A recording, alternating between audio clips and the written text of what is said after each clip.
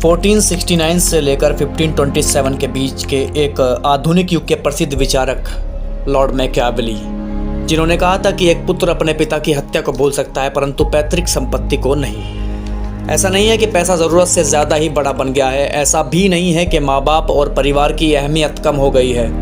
बात बस इतनी है कि अपेक्षाएं बढ़ती जा रही हैं। अपेक्षाएं इतनी बढ़ रही हैं कि अपेक्षाओं के साथ साथ वृद्धाश्रम भी देश में बढ़ते आ रहे हैं।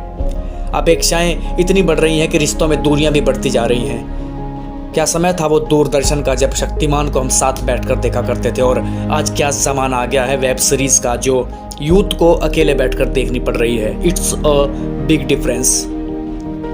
बाप के चेहरे की सलवटें बता देती हैं कि उनके संघर्ष की कहानी कैसी रही होगी, और बेटे के चेहरे पर की हुई ब्लीच बता देती है कि आपका संघर्ष कितना गैर जिम्मेदार रहा होगा।